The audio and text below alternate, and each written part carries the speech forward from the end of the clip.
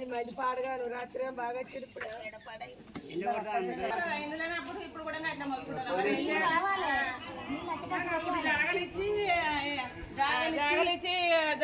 అప్పుడు మాకు పట్టాలు చేసి అన్ని అయిపోయినాక ఇల్లు బెడ్రూమ్లు అంటే బెడ్రూమ్లు ఇస్తామన్నారు. బెడ్రూమ్లు అయిపోయినాక మరి ఇతర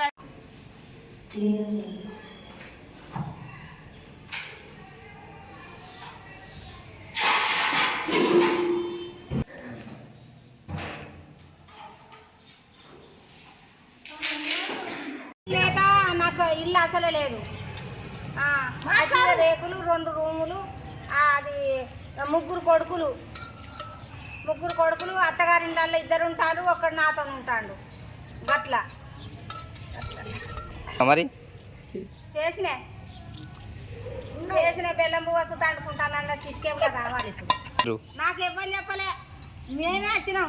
మాకంత ముందు చుట్టూరుగా నా పని తాగబట్టుకుంటే అది కాలే, అది కాక అది ఇది కట్టినాక ఎట్లయితే అట్లా అని అన్నాడు మాకు అధికారి. అన్నవలేదు సపరేక ఇది వారికి ఇత్తలేరు అనుకొని సపరేక ఊకున్నాం. ఇక ఇత్తలేరు గంత వానలు అయినా రేకులు ఊరుతానే ఆనే ఉన్నాం. ఇక ఇత్తలేరు అని సపరేక మాకు మేమే వచ్చినాం. మీరు ఒక్కరే ఉంటారా? గిట్ల రారా మా వంటి. నా పేరు మేకల వెంకటస్వామి. గత 25 సంవత్సరాలుగా నేను జమ్మిగుంటలో ఆటో నడుపుకుంటూ జీవనం గడుపుతున్నాను. నాకు 2 పాపలు. 25 సంవత్సరాల నుంచి కూడా నేను కిరాయి అద్దె ఇళ్లలోనే ఉంటూ జీవనం గడుపుతున్నాను. ఇకనైనా ప్రభుత్వం మా మీద చొరవ చూసి మాకు జీవనోపాధి కింద డబుల్ బెడ్రూమ్ ఇప్పించాలని మా యొక్క మనవి. మాకు వచ్చేసి ప్రభుత్వం ఎన్నోసార్లు పలుమార్లు దరఖాస్తు చేసుకున్నప్పుడు కూడా ఇప్పటి వరకు మా పేరు ఎక్కడ లబ్ధిదారుల లిస్టులో లేదు. అందుకోసమని వచ్చేసి మేమే ఈ రూములలో ఉంటున్నాం. ఇల్లు లేదు, ఏమి లేదు. మాకు ఇల్లు కావాలని అడిగినాం. ఏది లేదు. నా కొడుకు చేసిండు, నా పెద్ద కొడుకు. వచ్చింది అప్పుడేమన్నా వచ్చిందా? వచ్చింది కానీ ఇంకా మీకు ఎక్కడ అనేది ఇవ్వలేదు. అందుకే ఇప్పుడు వచ్చి ఉంటారా? ఇప్పుడు ఇది పుట్టు పూర్ణము గుడిసెలు వేసుకున్నాం. ఫస్ట్ గుడిసెలు వేసుకున్నాక గుడిసెలు పోలీసు వాళ్ళు వచ్చి పీకేసినాక ఇట్టల రాయందరు వచ్చి అన్నాడు కదా బిడ్డ ఇప్పుడు ఎందుకు ఆపుడు, ఇవి కోటర్స్లు అయినాక ఇది మీ ఊరే, ఇది మీదే, ఈ భూమి మీదే. ఇప్పుడు ఈ కోటర్సులు వచ్చినాక మీకు ఇస్తాము. మీకు ఇచ్చినాకనే మీకు ఇళ్ళవి జమ్ముకుంటోళ్ళకి కానీ ఎవ్వరికి కానీ ఇస్తాం అని ఇట్టల రాయందరు చెప్పినాక ఏమున్నది, అవి ఇండ్లు కట్టిండ్రు. ఇక ఇది చొల్లేదు, ఇది మనం చొల్లేదు. మాకు ఇల్లు లేదు. మాకు అప్పుడు మేము చెట్టు కింద ఉన్నాం, చింత చెట్టు కింద గుడిసె వీకేసిర్రు. మాది వాళ్ళంతా గుడిసె వీకెత్తే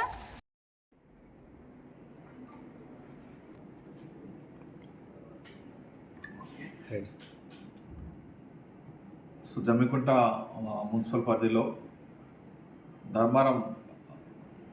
ధర్మారంలో మనకు 152 2 BHK హౌసెస్ కన్స్ట్రక్షన్ చేయడం జరిగింది. సో అందులో కొంతమంది ఎటువంటి అలాట్మెంట్ లేకుండా దాంట్లో నివసిస్తున్నట్టు మా దృష్టికి వచ్చింది. అట్టి విషయాన్ని మేము ఇంతకుముందే హౌసింగ్ DE గారికి, హౌసింగ్ AE గారికి తెలియపరచడం జరిగింది. ముఖ్యంగా అక్కడ ఉండే వారితో నేను కోరేది ఏమంటే, ప్రభుత్వ నిబంధనల ప్రకారం నిజంగా అర్హులైన వారికి అలాట్మెంట్ చేసిన తర్వాత ముఖ్యంగా గ్రౌండ్ ఫ్లోర్ ఏదైతే ఉంటుందో అది హ్యాండిక్యాప్స్ కానీ, ఓల్డ్ ఏజ్ పర్సన్స్ కానీ, వీడియోస్ కానీ ఇవ్వడం జరుగుతుంది. ఆ తర్వాత అందరి సమక్షంలో మన యొక్క ఆర్డీఓ గారి ఆధ్వర్యంలో ఆయన నోడల్ ఆఫీసర్గా ట్రాన్స్పరెంట్గా డ్రా చేసిన తర్వాత ఆ యొక్క 2 BHK హౌసెస్ సంబంధిత అర్హులైన వారికి సెలెక్ట్ చేసిన తర్వాత హౌసింగ్ డిపార్ట్మెంట్ ద్వారా వాళ్ళకి అలాట్మెంట్ చేయడం జరుగుతుంది. వాళ్ళకి పట్టాలు కూడా ఇవ్వడం జరుగుతుంది. కానీ ఎవరైతే ఇప్పుడు ఎటువంటి అనుమతి లేకుండా అక్రమంగా దాంట్లో ఉండడం కరెక్ట్ కాదు. సో ఇది చట్టరీత్యా నేరం కూడా. నిజంగా మీరు కూడా అర్హులు ఉంటే మీరు కూడా అప్లై చేసుకోవచ్చు. నిబంధనల ప్రకారం దాన్ని వెరిఫై చేసిన తర్వాత మా యొక్క అధికారులు మీ యొక్క అర్హతను తెలుసుకొని అర్హత లిస్టులను జాబితా చేసిన తర్వాత మీకు కూడా రావండి. నిజంగా మీరు అర్హులైతే తప్పకుండా మీకు కూడా ప్రభుత్వ నిబంధనల ప్రకారం ఇండ్లు 2 BHK ఇండ్లు కానీ ఇందిరమ్మ ఇల్లు కానీ కేటాయించడం జరుగుతుంది. కాబట్టి అక్కడ ఉండడం అది కరెక్ట్ కాదు. సో ఈ విషయం ఆల్రెడీ మనం హౌసింగ్ అధికారులు కూడా తెలియజేయడం జరిగింది. సో ప్రజలందరూ కూడా సహకరించారు. ఎందుకంటే ప్రభుత్వం అర్హులైన ప్రతి పేదవారికి ఇండ్లు అందించాలనే సంకల్పంతో ఉంది. సో దశల వారీగా అందరికీ అర్హులైన అందరికీ కూడా ఇల్లు వచ్చే అవకాశం ఉంది. కాబట్టి అక్కడ ఉన్న వాళ్ళు కూడా సహకరించాలి. దీనికి మనం ఆల్రెడీ హౌసింగ్ వాళ్ళకి చెప్పడం జరిగింది. మరొకసారి చెప్పి వాళ్ళతో చర్చించి ఈ విషయం చర్య తీసుకుని తెలుస్తుంది.